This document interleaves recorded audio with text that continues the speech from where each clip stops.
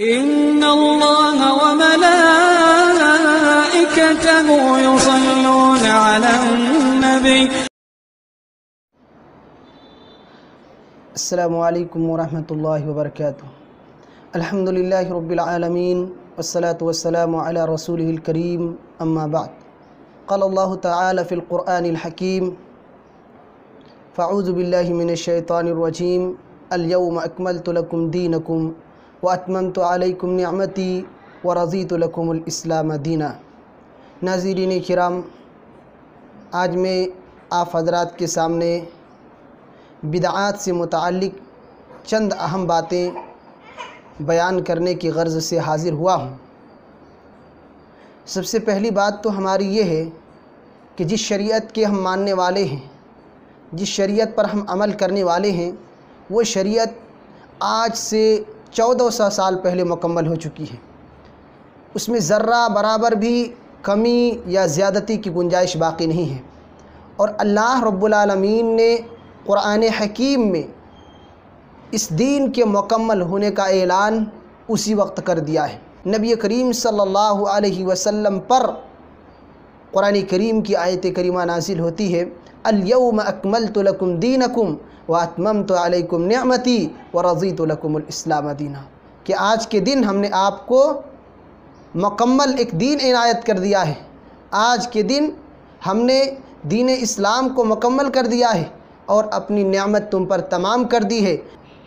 تو یہ دین آج سے 1400 صدیاں پہلے مکمل ہو چکی ہیں. اب اس میں اگر انسان کسی چیز کو جو دین میں داخل نہیں تھا، اگر داخل دین سمجھتا ہے، شریعت کے اندر اس کو داخل کرنے کی کوشش کرتا ہے، تو ظاہر ہے اسے ہم قبول نہیں کر سکتے، اسے دین کے اندر داخل نہیں کر سکتے، اس لیے کہ ہماری شریعت مکمل ہے. اس میں کسی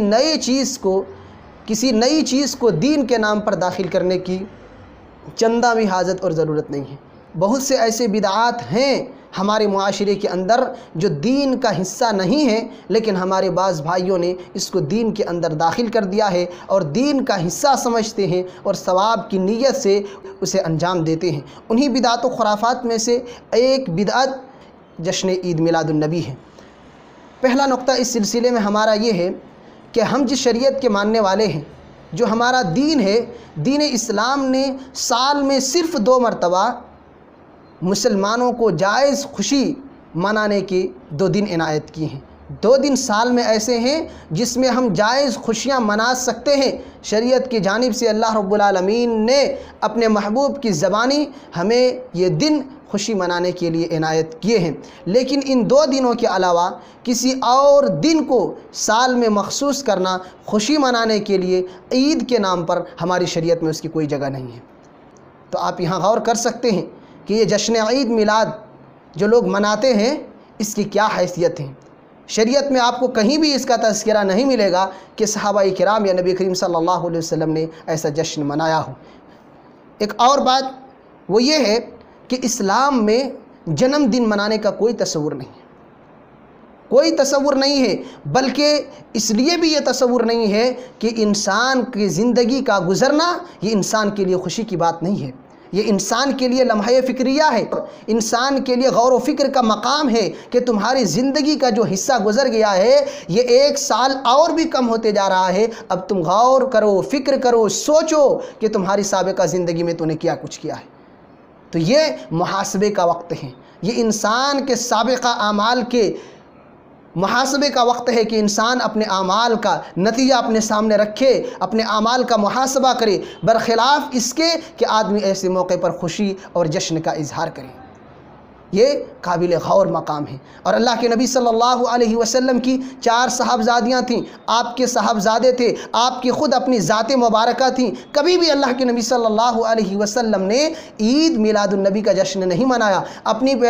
پیدائش کا جشن نہیں منایا، اپنی ولادت پر آپ نے کیک نہیں کاٹے، اپنی ولادت پر آپ نے جشن نہیں منایا. کیا آپ کو معلوم نہیں تھا کہ میرا آنا مبارک ہے، میرے آنے کی وجہ سے ہمیں کیک کاٹنا چاہیے، ہمیں جشن منانی چاہیے؟ کیا اللہ کے رسول صلی اللہ علیہ وسلم کو معلوم نہیں تھا اور نعوذ باللہ آپ اس کو جانتے ہیں؟ ایسا ہرگز نہیں ہو سکتا. ہماری جو تیسری بات ہے وہ یہ ہے کہ تقریباً اس مسئلے میں تمام علماء کرام متفق ہیں۔ اکثر علماء کرام کا یہ کہنا ہے کہ 12 ربیع الاول یہ نبی کریم صلی اللہ علیہ وسلم کی وفات کا دن ہے، لیکن آپ کی ولادت کے سلسلے میں، آپ کی پیدائش کے سلسلے میں علماء کرام کے درمیان مختلف اقوال ہیں۔ 8 کا بھی ایک قول ہے، 9 کا بھی ہے، 12 کا بھی ہے، 16 کا بھی ہے، اس طریقے کے کئی اقوال ہیں۔ ان میں سب سے زیادہ راجح قول 9 کا ہے اور ایک قول ہے وہ 12 کا ہے۔ تو اگر اللہ کے نبی صلی اللہ علیہ وسلم کی ولادت بسعادت 9 ربیع الاول کو مانتے ہیں اور 12 کو جشن مناتے ہیں تو ظاہر ہے یہ ہمارے دین کے ساتھ استہزاء ہے، یہ نبی کریم صلی اللہ علیہ وسلم کی لائی ہوئی شریعت کے ساتھ مذاق ہے، اور ظاہر ہے کوئی بھی مسلمان اسے قبول نہیں کر سکتا۔ لیکن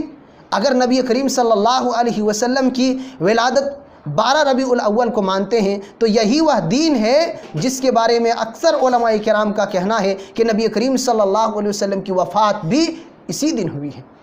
اسی دن ہوئی ہے۔ تو ذرا ہمیں بتائیں کہ محبوب کی وفات پر، محبوب کی موت پر، محبوب کے اس دنیا سے رخصت ہونے پر خوشی کا اظہار کرنا کون سی عقل مندی کی بات ہے، کون سی عقل مندی اور دانش مندی کی بات ہے۔ شاعر مشرق علامہ اقبال کا ایک شعر یاد آتا ہے ایسے موقع پر، یوں تو سید بھی ہو مرزا بھی ہو افغان بھی ہو، یوں تو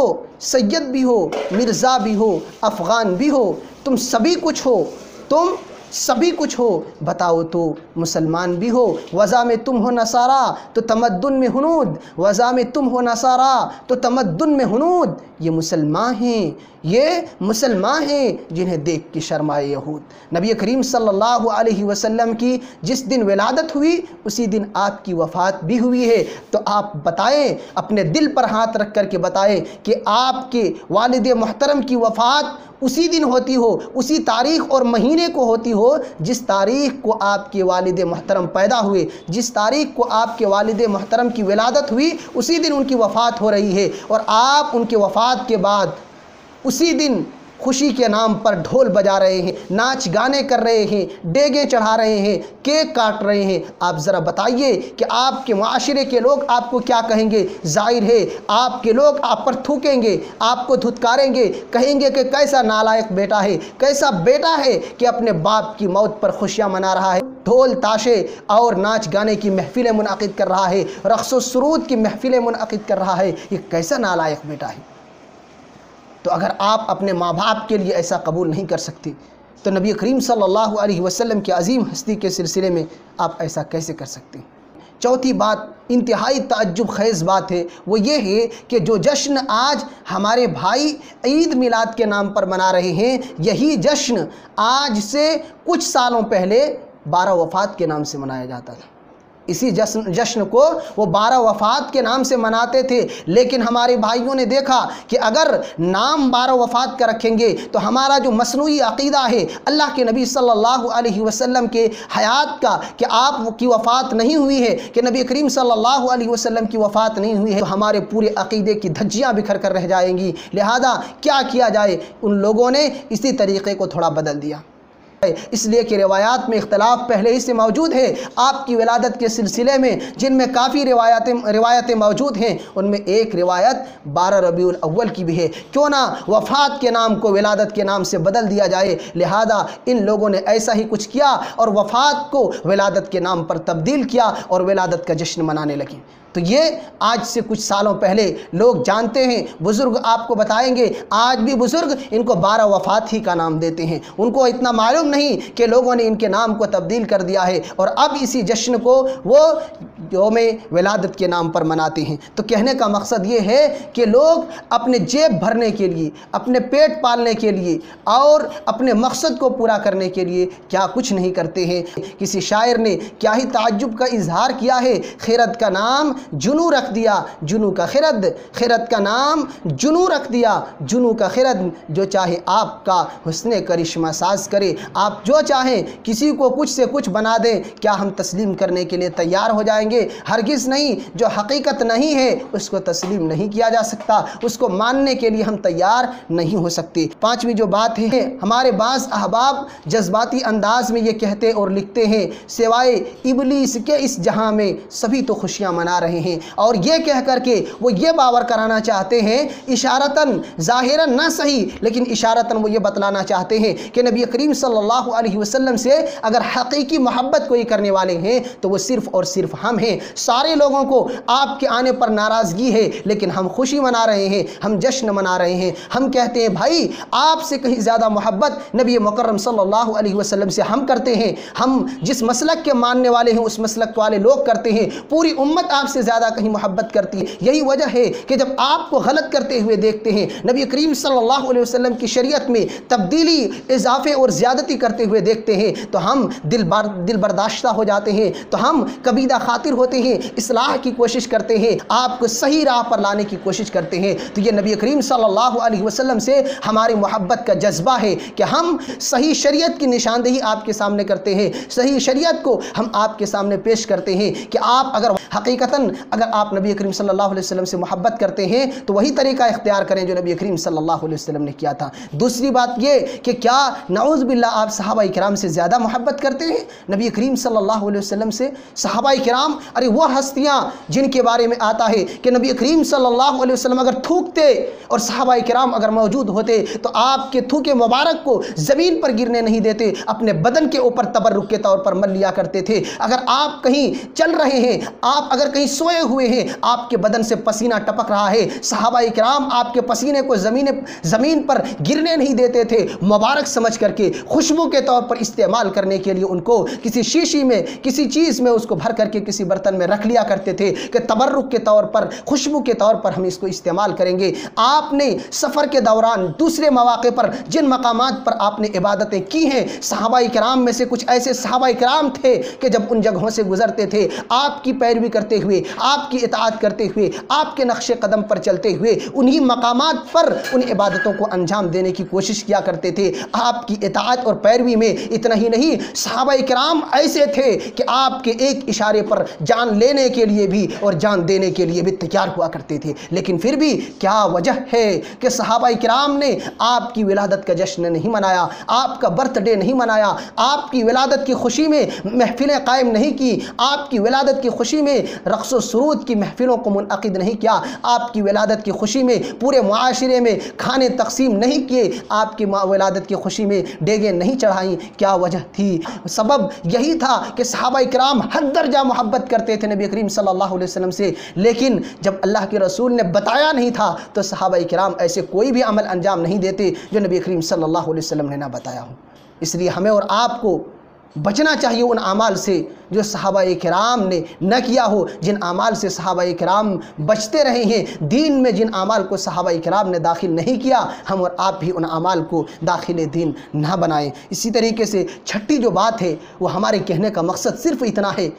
کہ اگر واقعتاً آپ محبت کے دعوے دار ہیں، اگر آپ کو یقین ہے، آپ دعویٰ کرتے ہیں کہ اللہ کے رسول صلی اللہ علیہ وسلم سے ہمیں حقیقی محبت ہے، تو محبت کا تقاضا یہ ہے کہ آپ جس سے محبت کرتے ہیں ان کی اطاعت کریں، ان کی پیروی کریں، ان کی باتوں کو مانیں، ان کے بتائے ہوئے طریقے کے مطابق زندگی گزاریں۔ اگر آپ محبت کا دعویٰ کرتے ہیں لیکن آپ کی اطاعت نہیں کرتے، آپ کی پیروی نہیں کرتے، تو یہ آپ کا دعویٰ جھوٹا ہے، آپ اپنے دعوے میں جھوٹے ہیں، آپ غلط کہہ رہے ہیں۔ اس لیے کہ ایک شاعر نے اس حقیقت کی ترجمانی کیا ہے خوب کہی ہے۔ شاعر کہتا ہے تعصل الہ وانت تظہر حبہ، تعصل الہ وانت تظہر حبہ، ھذا محال فی القیاس بدیع، لو کان حبک صادقا لأطعتہ، لو کان حبک صادقا لأطعتہ، ان المحب لمن یحب مطیع، کہ تو اللہ کی نافرمانی بھی کرتا ہے اور محبت کا اس سے دعویٰ بھی کرتا ہے، اللہ کی نافرمانی بھی ہے، اس سے محبت کا دعویٰ بھی ہے۔ یہ ایک عقل مند انسان کے سمجھ میں آنے والی بات نہیں ہے، قیاس میں آنے والی بات نہیں ہے۔ عقل مند انسان اس کو سمجھنے کے لیے، اس کو ماننے کے لیے تیار نہیں ہو سکتا۔ اگر آپ کی محبت سچی ہوتی تو آپ اس کی پیروی کرتے، اس لیے کہ انسان جس سے محبت کرتا ہے ان کی باتوں کو مانتا ہے، ان کے راستے پر چلتا ہے، ان کی باتوں پر عمل کرتا ہے۔ اگر واقعتاً اللہ کے رسول سے آپ کو محبت ہوتی تو آپ کے طریقے پر عمل کرتے، اللہ کے رسول کی سنت کو زندہ کرتے، برائیوں سے اپنے آپ کو بچائے رکھتے، لیکن ایسا کچھ ہے نہیں۔ آپ کا صرف دعویٰ ہے، آپ اطاعت کرتے نہیں ہیں، صرف دعویٰ کر رہے ہیں، تو یہ دعویٰ چلنے والا نہیں ہے۔ ساتویں بات اور دلچسپ بات، کافی اہم بات، وہ یہ ہے کہ ہمارے بعض بھائی جو آج جشن میلاد پر دلیلیں پیش کر رہے ہیں، ان کا پرانا دعویٰ آپ یاد تو کریں۔ ان کا دعویٰ کیا ہے، ان کا نعرہ کیا ہے کہ ہم مقلد ہیں اور ہر شخص کے لیے تقلید واجب ہے، بغیر تقلید کا کوئی چھٹکارا نہیں۔ کہاں گئی آج آپ کی تقلید؟ آپ کے اماموں نے اس سلسلے میں کچھ نہیں کہا ہے، آپ کے اماموں نے جشن میلاد کے بارے میں نہیں کہا ہے۔ جس امام کے متبع اور پیروکار ہونے کے آپ دعوے دار ہیں، ان سے تو کچھ ثابت نہیں ہے۔ قرآن و حدیث تو چھوڑیے،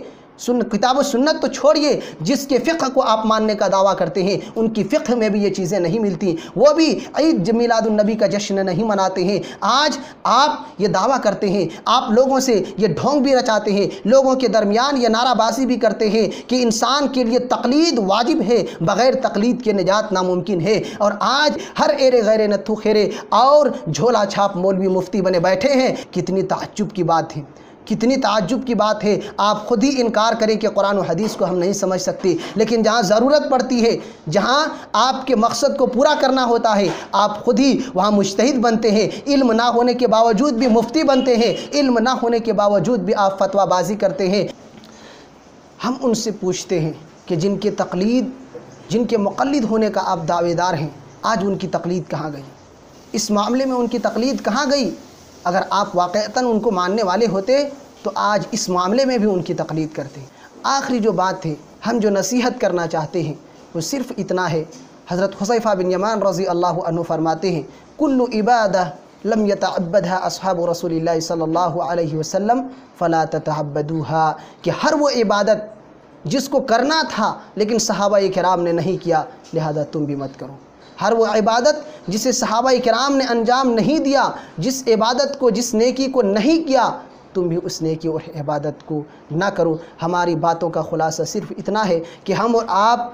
اللہ اور اس کے رسول کی اطاعت کریں، بدعات و خرافات سے بچیں، اور ہماری گزارش ہے ان بھائیوں سے جو بدعات و خرافات میں مبتلا ہیں کہ آپ قرآن و حدیث کو سمجھنے کی کوشش کریں، اللہ رب العالمین کی شریعت کو سمجھنے کی کوشش کریں، جو دین کا حصہ ہیں اس پر عمل کریں، پابندی کے ساتھ اس پر ڈٹے رہیں، اور جو دین کا حصہ نہیں ہے میرے بھائیوں، میرے دوستوں، گزارش ہے کہ آپ اسے دین میں داخل نہ کریں، ورنہ ایسا نہ ہو کہ آج آپ نے دین میں داخل کر دیا، کل اللہ کے نبی صلی اللہ علیہ وسلم آپ کی ان بدعات و خرافات والے اعمال کی وجہ سے حوض کوثر سے آپ کو دھتکار دے۔ اس لیے ہم اور آپ اللہ رب العالمین سے دعا کریں کہ اللہ تعالی ہم سب کو سنت رسول کی اطاعت و پیروی کرنے کی توفیق عطا